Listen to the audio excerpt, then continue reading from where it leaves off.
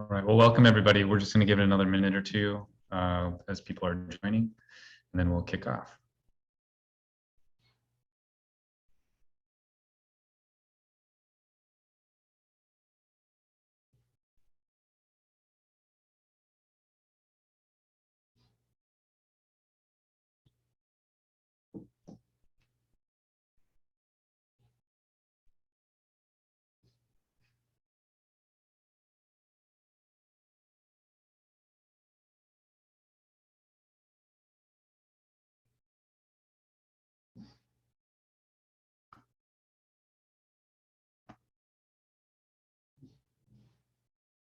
All right, for anyone who just joined, we're going to give it about one more minute, and then we'll get going.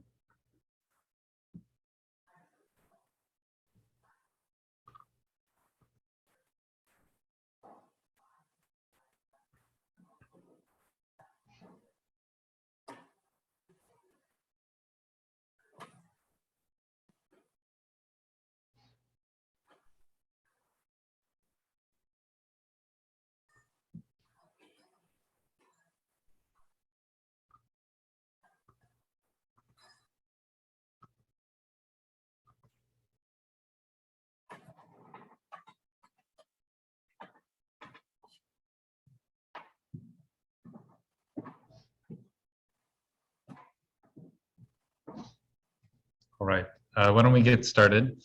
I want to welcome everybody to our first of two community conversations that we're conducting today as part of our overall outreach around the 2040 policy map. We also have listening sessions as a part of those. There's online engagement opportunities and opportunities to reach out to staff directly with comments and questions. Our virtual meeting guidelines, we want to make sure that people are respectful of each other, that you're participating on a desktop, ideally. That's going to be the easiest to see things, but obviously mobile works as well. Please mute your audio when you're not speaking.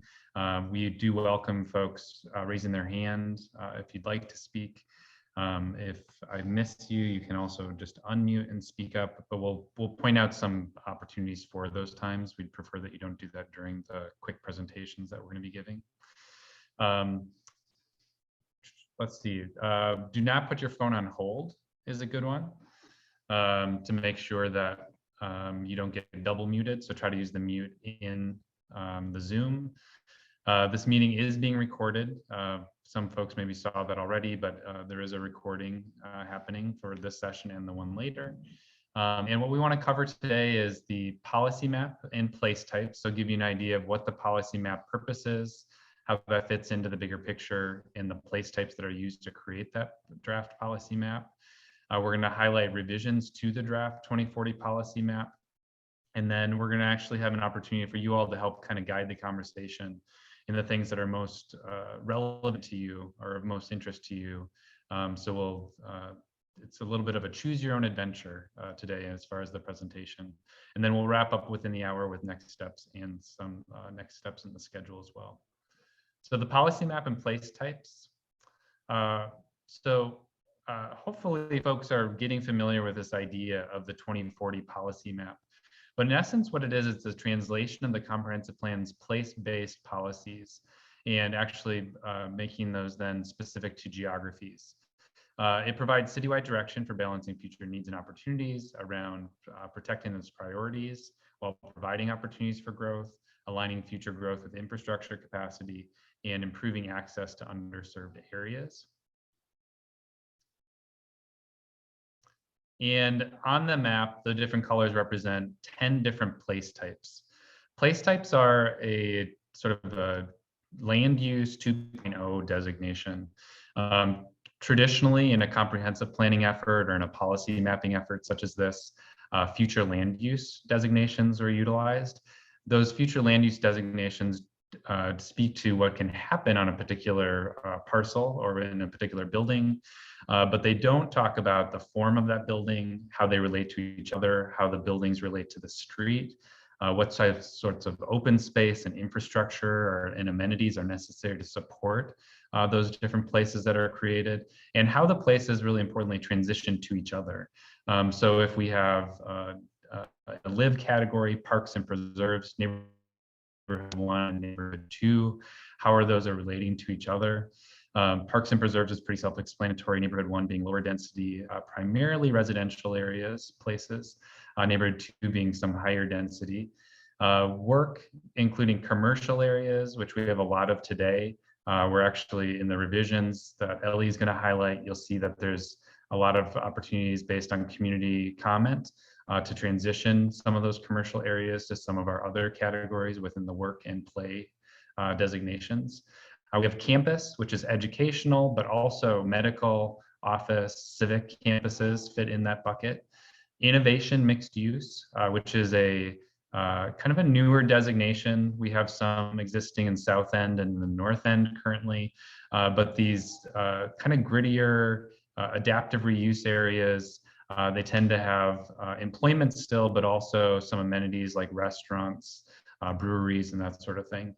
Manufacturing logistics being our more typical industrial uses, a lot of blue collar employment opportunities there. And then play would be our kind of mixed use places at 3 different scales. A neighborhood center at the smallest scale, typically embedded in neighborhoods or between neighborhoods. Community activity center, drawing from a large area of the community. And a regional activity center, which would actually have a citywide and even regional draw with its scale and unique opportunities.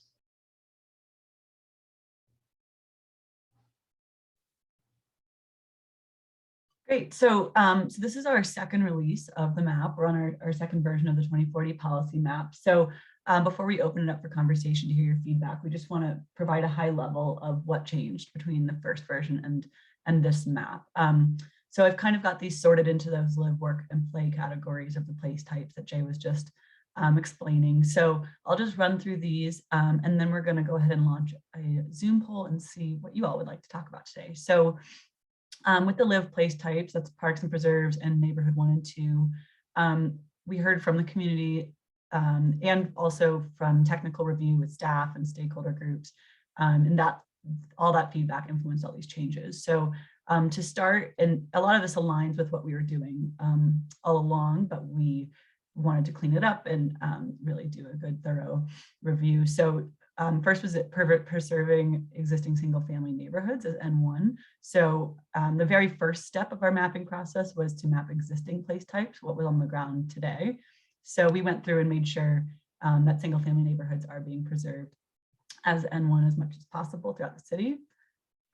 Similar approach for existing greenways and community and regional parks. So we worked with the MEC playbook team and determined that community and regional parks can really stand alone as their own place type, whereas the smaller level neighborhood parks are going to be more typically absorbed into a surrounding place type, so they can happen within a neighborhood or within an activity center, that type of thing. Then we looked at utility sites. So we noticed that there were some small manufacturing and logistics place types sprinkled throughout the city, and really what those were maybe a cell tower or something like that. So just allowing utilities to happen within other place types as they're just an essential piece of infrastructure. So what we did was absorb those small manufacturing and logistics utility sites into their surrounding place type.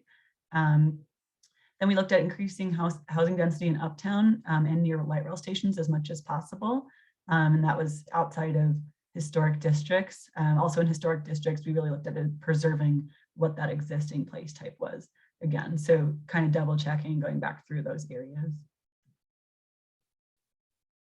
Then with the workplace types, first, we were looking a lot at this manufacturing and logistics place type. So we heard from airport stakeholders and people living around the airport that really manufacturing and logistics is the most appropriate place type for airport owned property.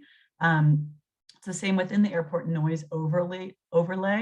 We heard that it's pretty disruptive and that new neighborhoods shouldn't be mapped in the noise overlay.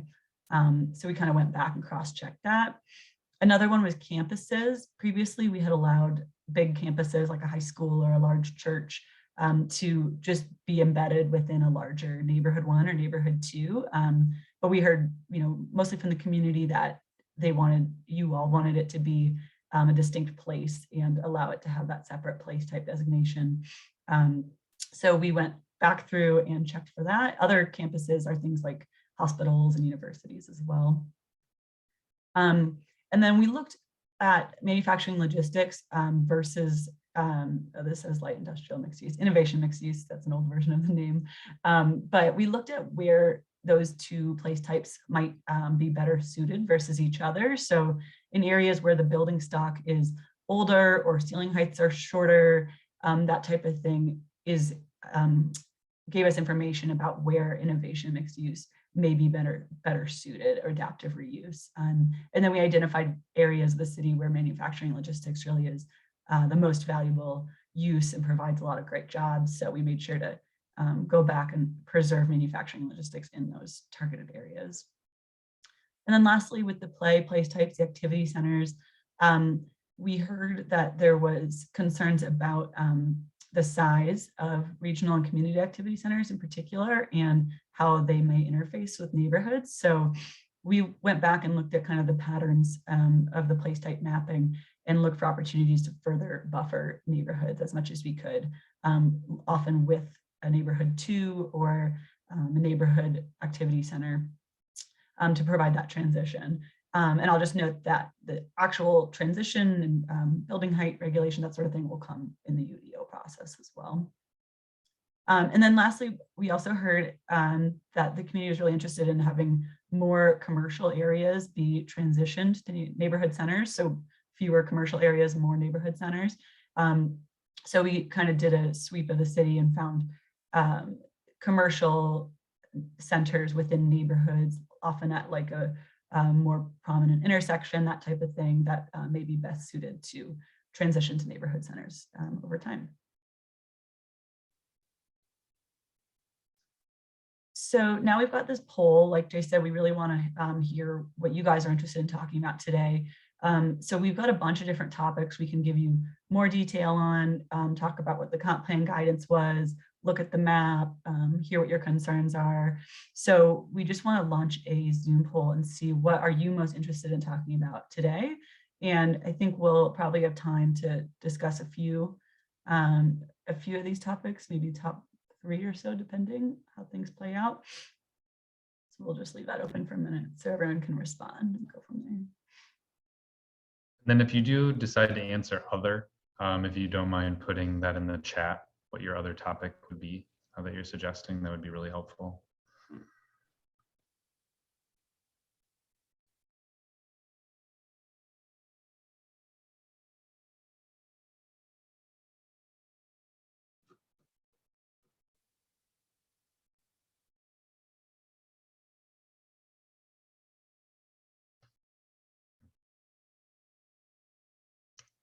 If it's limiting you to one choice, which it looks like it is with the parenthetical there, single choice, you could put your second or third choices in the chat as well.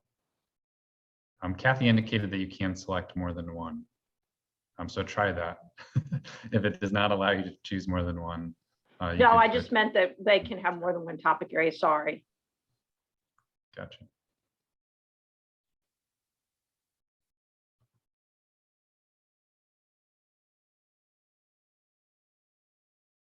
Okay. Great. So it looks like the way that the poll's set up right now is just allowing one choice based on a couple comments in the chat. Some other, a second choice someone had was historic districts from Ellen. Dawn mentioned youth programs and jobs for youth, upward mobility for youth ages 16 to 24. Dan, I think, is making maybe a second and third choice for the third and sixth options. So parks and open space, activity centers and mixed use places, rent, housing, and neighborhoods as a second choice. There's interest in talking about the implementation of the policy map after approval of UDO, discuss realignment of the UDO to the policy map.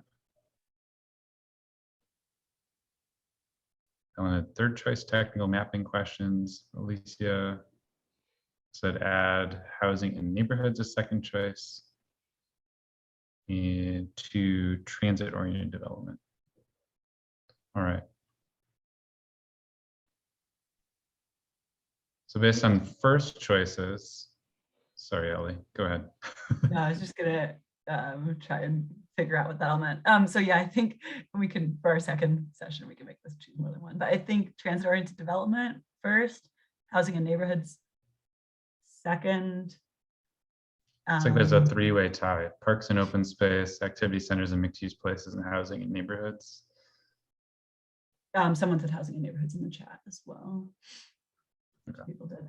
Okay, so why don't we go ahead and start with transit-oriented development and then go to housing and neighborhoods, and then we'll continue from there. Okay. So just so everyone's aware, our general approach is Ellie's going to present just a couple of slides on the topic, explaining in a little more detail some of the changes, and then we want to open it up to conversation. So feel free to use the chat function if that's easiest for you.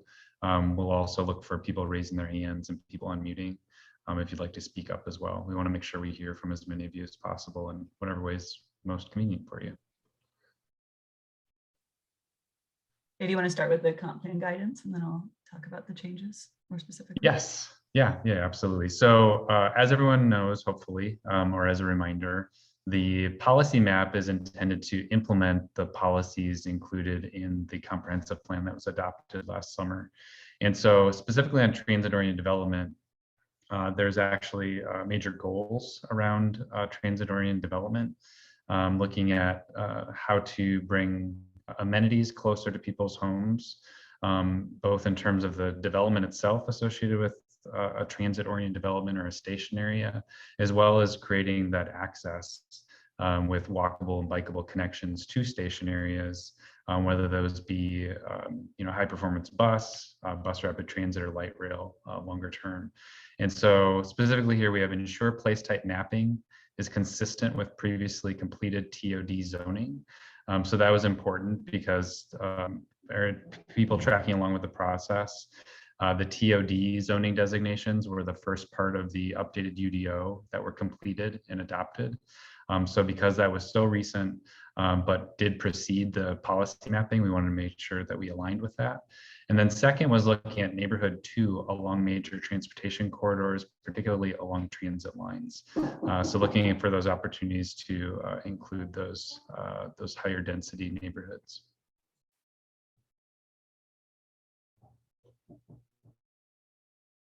Cool. So yeah, the major change we made related to transit-oriented development for this version of the map was to look at transitioning some neighborhood 1 to neighborhood 2 that was in immediate proximity to high capacity transit stations. So we have walk sheds mapped for the silver line, but for other high capacity transit stations, we really looked at direct short connections. So maybe not the backside of a subdivision that you have to walk a very roundabout way to get there, but rather somewhere within a 5-minute direct walk of the station. So there was just a few places across the city where we made that change in this map, but again, that's something we looked at in the first version of the map as well. And I see someone in the chat, please address whether sound buffers are included. So for the place type mapping, we wouldn't get to that level of detail. That would be more part of the transit planning effort if sound barriers were needed between neighborhoods. So we'll just open it up now if anyone wants to put more in the chat or raise your hand, and we can call on you. Any comments, questions, concerns you have about transit-oriented development while we're on this topic. I'm trying to scan through everyone's images or photos. See if people are unmuting.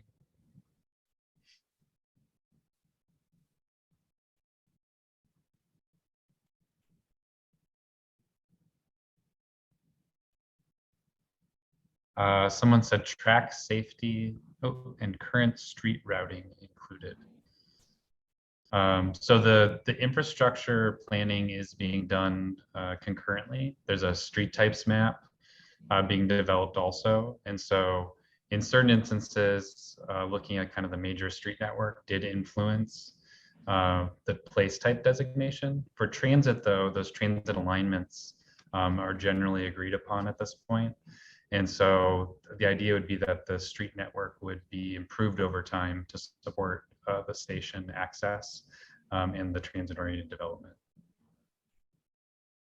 Ann said this was a good move with neighborhood 2 around these high intensity areas, but the amount of land in N2 actually dropped between the first and second drafts. How do we get more N2 replacing N1 in these areas?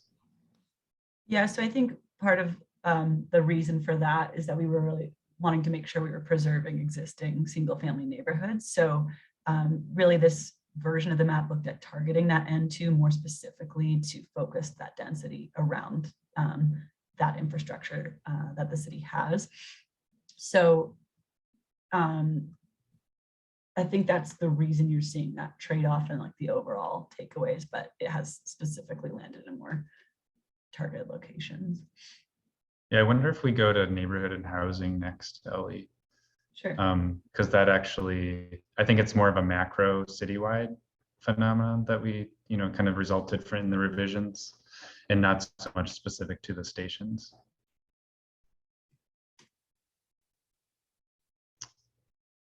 So one of our other topics that people highlighted was housing in neighborhoods. We've heard a lot around the neighborhoods throughout the entire process, not just during the policy mapping, but dating back to the comprehensive plan development as well. So quite a bit of comprehensive plan guidance here. So one that we heard a lot about in as a result of kind of presenting the first draft of the policy map was preserving existing areas of developed neighborhood 1. So it's not to say that there can't be change within those areas, that there aren't opportunities for additional housing choices in those areas, but not making a big leap from neighborhood 1 to neighborhood 2 where possible.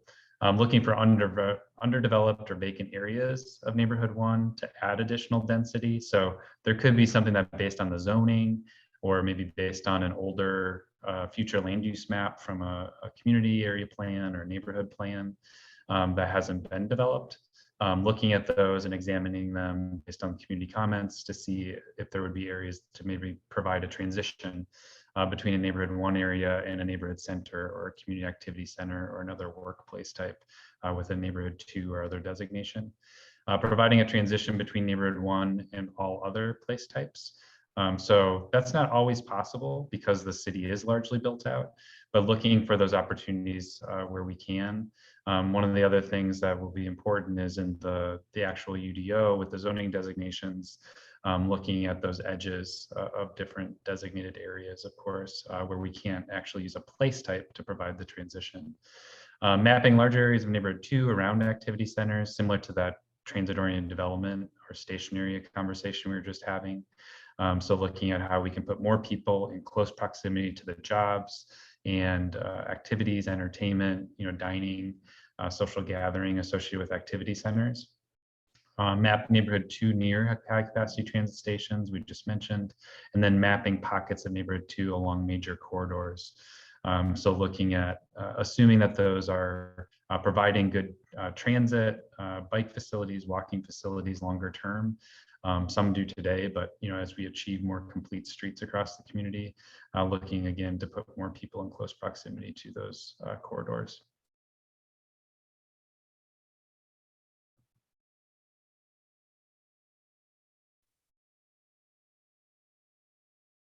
So here we just have some infographics that kind of illustrate a few of the things I've already mentioned, but again, looking at preserving existing neighborhood 1, and then preserving large campuses as their own place type as well. We also removed any new N1 or N2 from the airport noise overlay district. And then in Uptown, we increased N1 to N2 outside of the historic district. I see a few questions in the chat. Won't be easy, but we desperately need less single family in favor of density. Yeah, I think that gets to what Jay was mentioning about, the city is largely built out. So we're working on being strategic about areas that are opportunities for N2. That's definitely a policy of the comprehensive plan. The other thing I'd point out is that that's not the only place where residential can go, right? So neighborhoods are mostly residential, kind of traditionally what we think of as residential areas, but Our community activity centers, our regional activity centers, as well as the innovation mixed use, all would all provide for certain types of housing to be integrated as well. Another comment about rezoning is not reflected under this draft of the policy map. Alexander and Ree Road, 44 townhouses shown as N1. Okay, yeah, we can take a look at that. I will say there is some overlap that I think the UDO is going to look at in more detail. There, you know, a townhome in particular can really be sort of the higher density end of N1 or the lower density end of N2. So as the UDO finalizes and comes to the community with their revised districts, I think that's something that they're going to take a closer look at in this round as well. Generally, our approach has been if it's, you know, a large area that's mostly townhomes and it kind of meets our minimum size threshold of a block or so, then it would go N2. But if it's, you know, a couple townhomes within a primarily single family neighborhood, then it would stay with the larger complete place type of neighborhood 1, and they can kind of happen either way. Charles was asking for an explanation of the difference between campus and community activity center. So a campus isn't always, but tends to be under one ownership. Again, that doesn't necessarily have to be the case, but that is one of the indicators of a campus. So, but it tends to be like uses. Predominantly, I mentioned different types of campuses. So predominantly educational. It could be a shared campus. So maybe that would have multiple ownership. It could be medical, which is pretty common actually to have multiple ownership, but all of those similar type uses, medical office buildings, clinics, hospitals. Not to say that you can't have some supporting uses within a campus. So there could be, you know, a restaurant or a couple of restaurants, maybe a coffee shop as well, things like that. And then office is one where we wanted to have some sort of a designation for those places that have developed as kind of standalone office areas, employment areas. Not to say that we'd be promoting a whole lot more of those, because I think, and I'm not sure if this is what you're getting at with your question, Charles, but ideally we'd have more mixed use places. So you don't have those places, you know, around the community that are active, you know, 9 to 5, Monday through Friday, and the rest of the time there's, you know, very little happening there. That's not leveraging our infrastructure very well. It's not creating active kind of safe places either. So community activity centers, on the other hand, are really promoting a mix of uses with office, retail, residential, entertainment uses. That's going to come in different sizes and different flavors. But ideally, the community activity center designation would include some combination of all of those things. That's a good transition to the activity centers, which I think was another one that people wanted to discuss, and we can go to parks and preserves after that.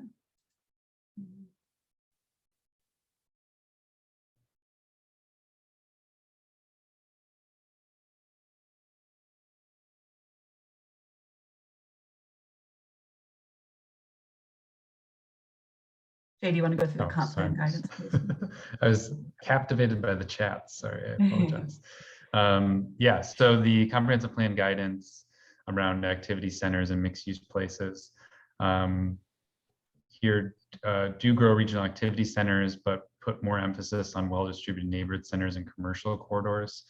For anyone who is tracking along with our process, I guess it'd be a little over 2 years ago now, we actually were looking at different options for kind of development patterns and growth patterns. And we were pitting these sort of against each other in a manner of speaking.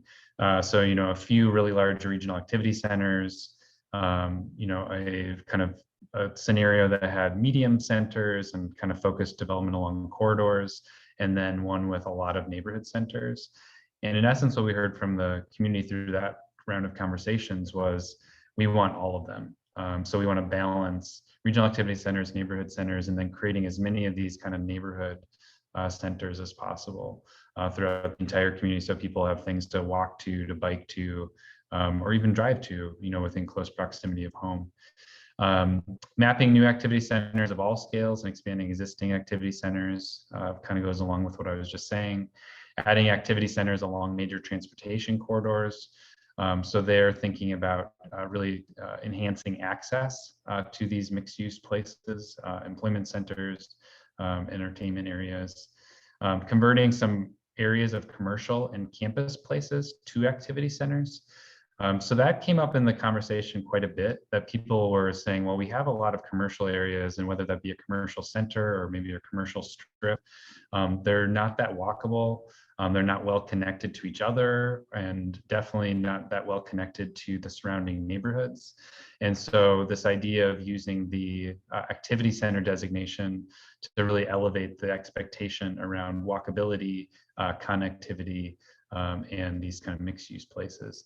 And then finally, adding new community and regional activity centers in areas that currently lack access to goods and services. So through the equitable growth framework that we applied throughout the planning effort, we identified areas that don't have very good access even to a commercial area today. And so looking at those different goods and services that people want and need kind of in the day-to-day or week-to-week, looking at where we could introduce a community or regional activity center to meet that need.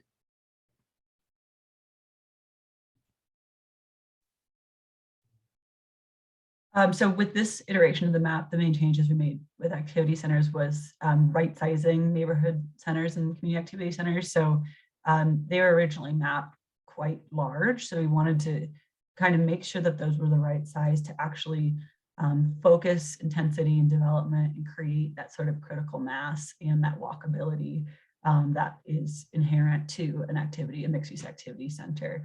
So that was really for neighborhood and community activity centers.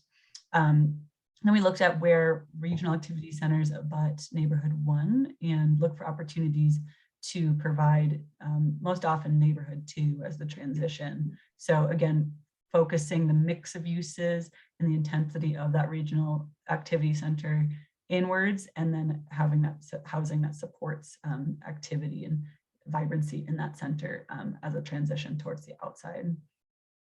And then again, revising certain targeted commercial areas to neighborhood center where appropriate. So a lot of this was based on community feedback as well as our analysis of kind of land suitability and existing constraints where a neighborhood center could have kind of that space to grow. And then let's see in the chat, let's go back a couple. Glad to see. Go ahead. Oh, go ahead. Glad to see airport traffic noise is a consideration in the location of new N1 and N2 construction, especially with the new runway. There was a question about community activity center heights. So I just confirmed that the comp plan does say 5 to 7 stories typically. And that's most often vertically mixed use with some horizontal mix of uses as well. That can be taller in transit station areas and TOD. Yeah, and there is I think the other thing there is that there's a comment about that being denser than commercial center now, and that is true. Just recall, we do have other designations other than community activity center. So I think this gets at one of the later comments. It is aspirational, but there's still some other places like commercial neighborhood center that would allow for and promote, lower density mixed use places as well. Mm-hmm. New activity centers in areas lacking goods and services. Sounds like wedging basic services into N1 and N2. How do we pull it off? Yeah, so, there wasn't, since the city is largely built out, there wasn't opportunities to fill every gap related to access to amenities. But we basically did the best we could. And we looked at, especially in areas lacking that access, we looked for existing clusters of maybe vacant property or commercial property, especially at kind of key intersections of the neighborhood, as opportunities to map that additional neighborhood center. Yeah, the other thing that I would say is that there's 2 ways that we, approach access typically. One is to add an amenity which I think is what Brent was kind of suggesting in his chat, is, well, how are we kind of wedging, quote unquote, these places in where maybe access doesn't exist today. Surprisingly, maybe to you, I think it was maybe a little bit of a mixed bag for us as consultants and the staff as well, is a lot of people were clamoring for neighborhood centers being added within their neighborhoods. And that was actually a big push, as Ellie pointed out earlier in this revision. I was looking for, again, small scale, sometimes an intersection, sometimes a block, but looking for opportunities to facilitate neighborhood centers being added. The second is there may be something nearby, but there's no good way to get to it. So that's where the transportation infrastructure and the coordination with the strategic mobility plan will be really important, where we can actually improve access to existing amenities in our neighborhoods.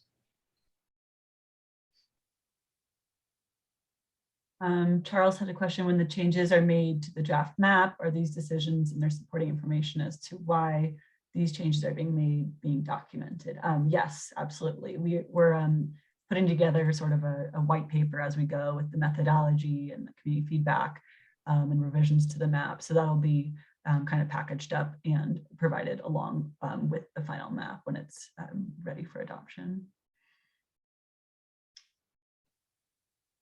Yeah, one thing that actually came up that just makes me think about is in the council discussions over the last few weeks, council has sort of applauded the effort being made by the community and by staff and creating this draft, and it will have to be adopted. But it's written into the comprehensive plan actually, and will be articulated further with adoption of the policy map, opportunities for updates to the policy map. So that could come about as a result of a rezoning. It could come about as a result of community area planning. So kind of more localized conversations around what people want to see in the future, and if there might be tweaks to the policy map. So I think one of the council people said it right, that it's hard as we work on this. We know one thing for sure, and that it's not going to be perfect. And so there will be opportunities to update the map moving forward. Not to say that we don't want to get as good as we can now, but just to make everyone aware of that.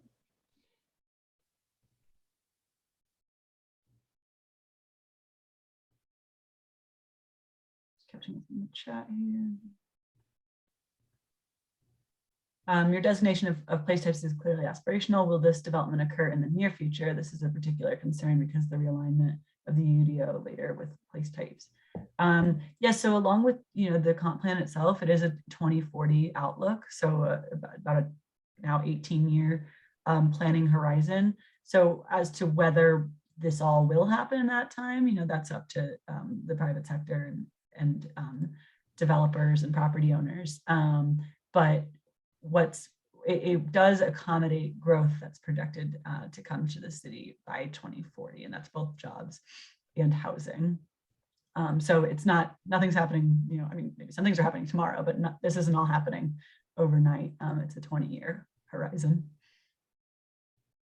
And I think the TOD zoning designations that we talked about earlier actually are a good example of how to allow for transition over time. So if you take a closer look at those, there's actually sort of an understanding based on market analysis of what areas might be kind of supportive of that style of development immediately, and which might be a little further afield. And there's actually a zoning designation sort of transition allowed based on that.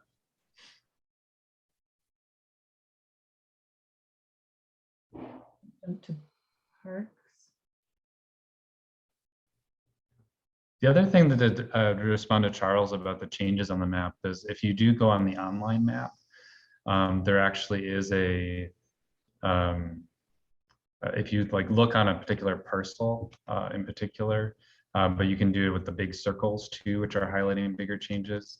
It talks about why that change was made. So we really try to document what the designation was previously and what it is in the new draft, and we'll do that again for the hopefully final revision. Yeah, on the online map, if you go to the top right, there's like a layers button, and you can turn on and off a layer that outlines every parcel that changed from the previous map. And then there's circles that call out, yeah, like Jay said, the more major changes. Okay, let's touch on parks and open space.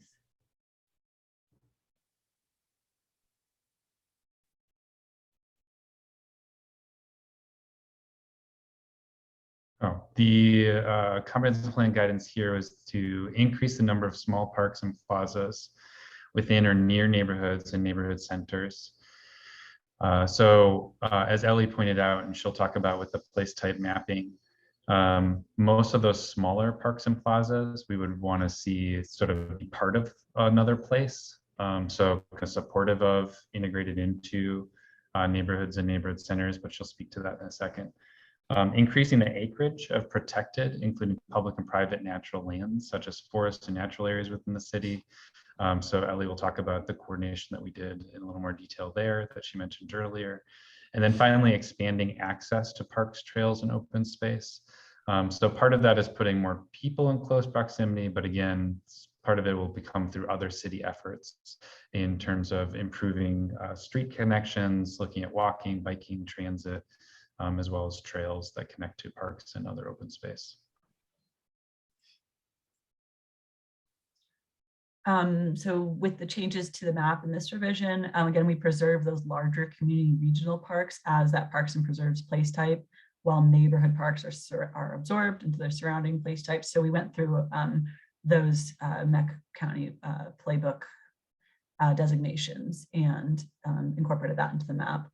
And then we also had previously absorbed greenways and more like linear parks into neighborhoods. So we heard from the community that they wanted to see those really called out as parks and preserves. So I think we used a size threshold of about 5 combined acres. And if it was publicly owned greenway space, then you'll now see that as parks and preserve on the map.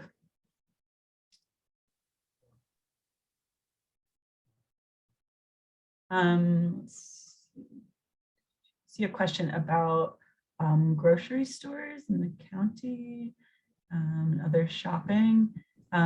So a few things with that. Grocery stores were definitely something we considered in the access to goods and services. So as part of the comprehensive plan in the equitable growth framework, that was one of 4 major indicators or metrics that we looked at. So we were able to map where people have gaps where there's gaps in access to something like a grocery store or other essential amenities.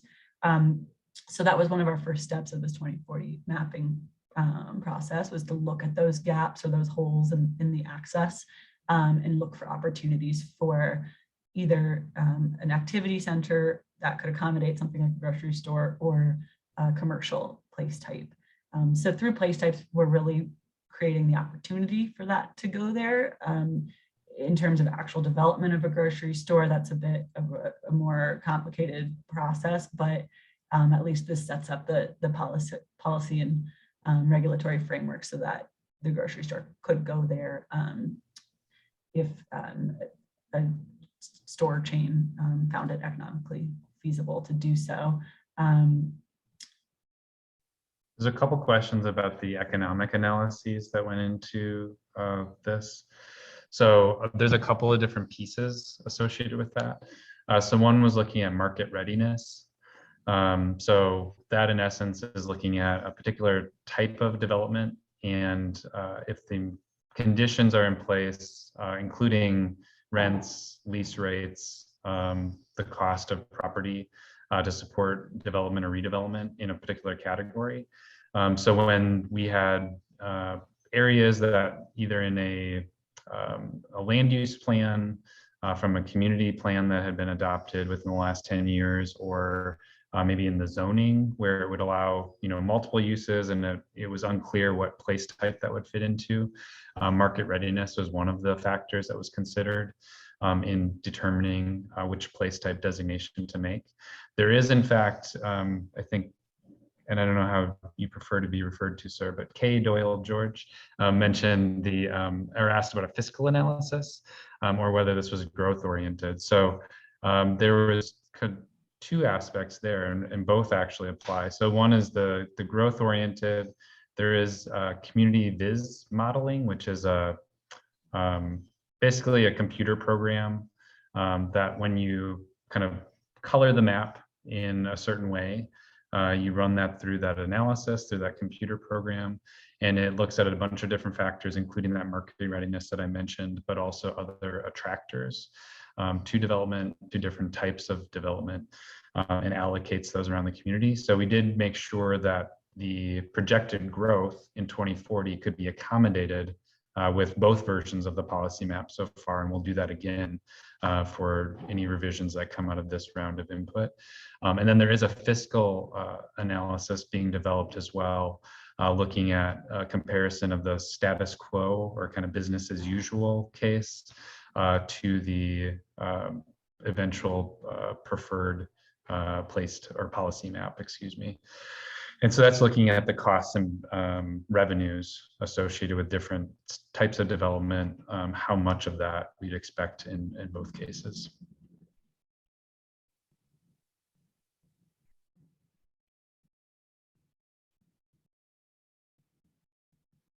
Dan said, how can we add more space for parks and greenways? We are desperately lacking. It would help to have additional land designated for this use. So I know that the county is looking as part of that MEC playbook at opportunities to add more of the larger spaces, which would get designated in a on a policy map with parks and preserve designation. But as Ellie pointed out, as I think I've mentioned once or twice, the city is largely built out, and so those opportunities are kind of few and far between at this point if they haven't already been designated. So it's really important that embedding of parks and preserves or parks and greenways, as you mentioned, into the place types. So that is an expectation that we create, and look for smaller opportunities as part of an individual development or a group of developments moving forward.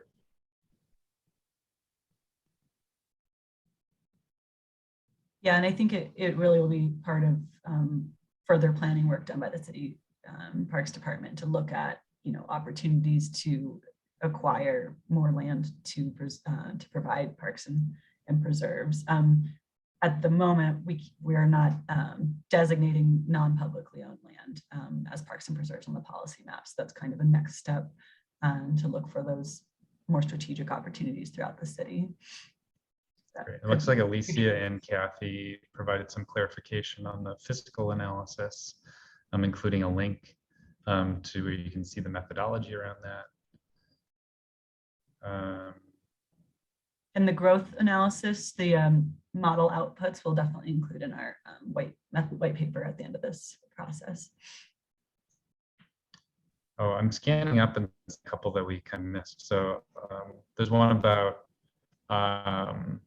Alicia lives near Waverly. Walkability is incomplete. Crime along the route is up. This is a model for this plan. There is crowd, can't get into restaurants, more 485 noise, wildlife displacement, crime. So one of the principles, when we're doing citywide planning is creating more places that are a destination. Obviously, we'd want to promote walkability, I think, in all places. It's actually a policy that's explicitly stated in the comprehensive plan. But it sounds like you're running into crowding issues. And so if we had more places closer to where people live, then there would be less demand on any one of those places. I know it's a little bit of theory needing to be put into practice, but that's one of the things that we try to achieve with a citywide planning effort.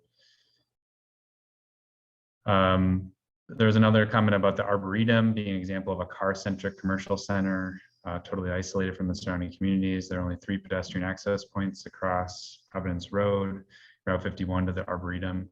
I think you, sir, actually pointed out that the place types are aspirational. So while designating a existing commercial center as an activity center is one kind of path to improving walkability and connectivity around those places. There are aspirational characteristics described in the comprehensive plan. Those will be translated into the draft UDO designations around commercial in terms of making even those commercial places more walkable and more connected. Again, both in terms of internally to itself, but then also to other places nearby, whether that be a neighborhood, a campus, another commercial area.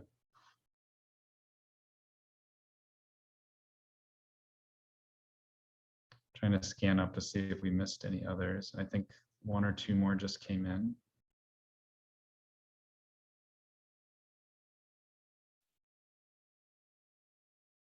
Yeah, so the city council has been updated throughout the process on the assumptions around the growth analysis. Those are documented in the comprehensive plan and then are included in all of those subsequent analyses that we've been running on the drafts and will run on the revised draft as well.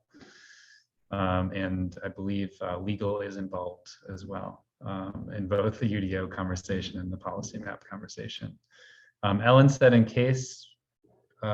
the case where deed restrictions are in conflict with the policy map, what is the resolution? And she provided a specific example where restrictions placed by Historic Preservation Foundation of North Carolina in the deed. Anywhere there's a deed restriction, historic districts as well, which don't always have a deed restriction associated with them on all properties, but those would supersede anything in the UDO or in the policy map designation. Yeah, Alicia just clarified, the policy map does not absolve legal regulations. Much more concise way of saying what I said, I think. Thanks, Alicia. Ellie, do you want to go to maybe the next category since we have a little bit of time left? Sure. Let's see what we have.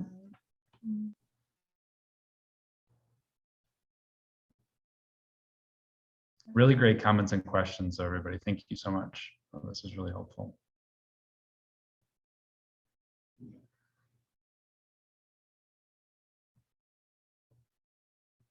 All right, so the comprehensive plan guidance here, specific to industrial and innovation mixed use places. So primarily map or infill manufacturing logistics in areas that already have this place type and the supporting infrastructure. So these are pretty unique places around the community. They do provide a lot of different jobs as well as access to goods and services for local residents. And so as you probably could guess, it's pretty difficult to introduce a new manufacturing logistics and industrial use within our community. And so really trying to preserve as many of these as possible too, which obviously we need to balance with some of those other objectives we talked about in other policies from the comprehensive plan. Looking at adding workplace types in areas most lacking access to employment opportunities. So that was another thing that we looked at in the equitable growth framework.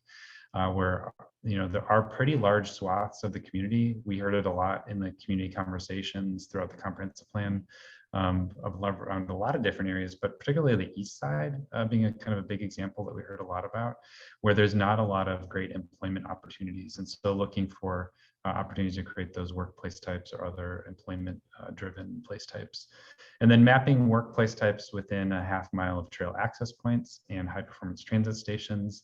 That's that connectivity to transit and trail oriented development and our overall transportation network.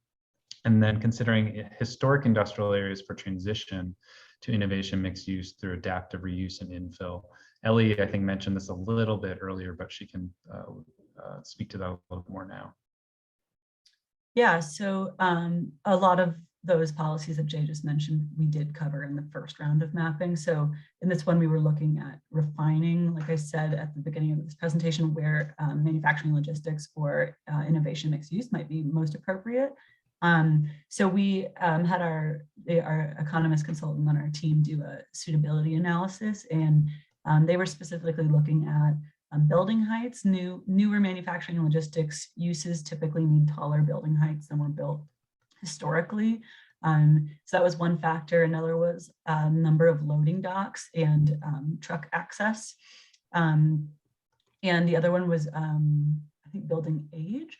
So they kind of factored together all those indicators and identified some areas on the map where, based on the building stock and the infrastructure, where manufacturing logistics is feasible and the best use going forward, and where some of those buildings are more suitable to be repurposed, maybe for adaptive reuse or redevelopment into more of an innovation mixed use place type that can really build off the character of those more historic industrial buildings. We also looked at airport-owned property, so applying manufacturing and logistics where the airport owns the property, which is largely just around the airport itself. And then again, the utility sites. So rather than calling out smaller utility sites as a manufacturing and logistics place, including them in the larger place type they're surrounded by. So just kind of clarifying that a cell tower in itself doesn't make a complete place, a complete community, a complete manufacturing logistics place. Rather, it's something that needs to be incorporated throughout the city to serve all the different types of places.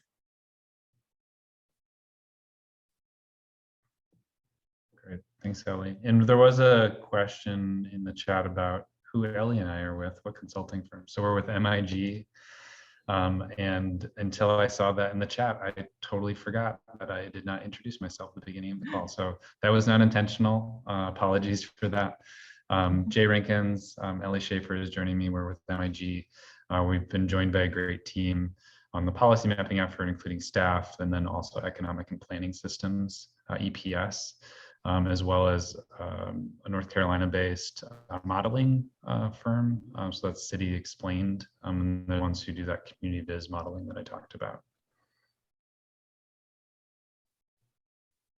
And I am located in Denver, yes, to answer that question. And you can go to our website, which I can put in the chat for you if you'd like.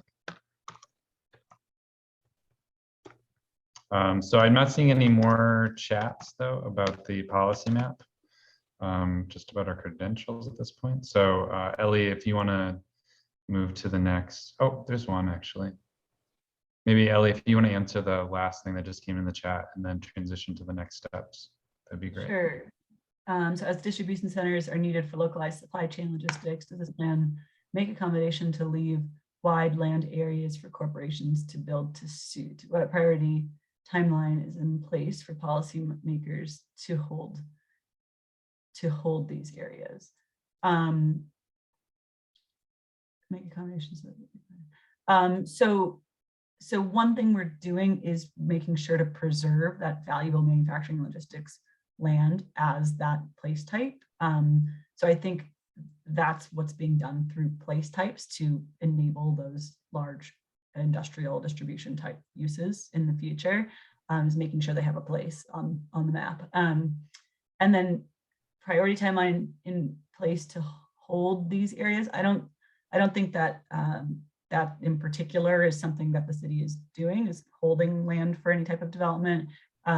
It's mostly privately owned, but the city has done a industrial land study that maybe we can put a link in the chat if that's available online, which has more kind of detail regarding actual industrial uses and targeted corridors of opportunity for those uses and strategies to make sure we have those uses in Charlotte moving forward, especially because they provide so many great jobs to the community. Yeah, and Alicia, just so you're aware, there has been coordination with economic development as well through this process, not just on the industrial land study, but also to your point, they do market, different properties, different areas to potential, sometimes Charlotte-based companies who want to expand or move, and sometimes it's people wanting to, expand into Charlotte. So that was one of our inputs as well from that market readiness standpoint. Myra said, when the utility sites are absorbed in the place type, will there be icons noting there is some type of utility in the type, i.e. transformer lines, pipelines, gas lines? At this point, we were not intending to do that. I think there may be point data representing those different utilities. So it could be something put on a map, with a layer that could be turned on, but we'll discuss that with staff. Yeah, so with that, I think we want to hit next steps and close the meeting. Yes. I'm jumping around in my slides a bit here.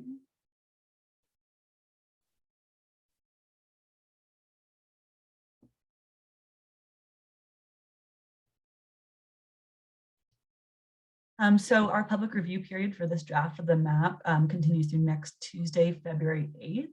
There's a few different ways you can provide comment. We've documented everything we heard today and we recorded the meeting. So that's all captured. But if you'd like to go to the online map, you can take a closer look and drop a pin to place more specific comments anywhere on the map you might like.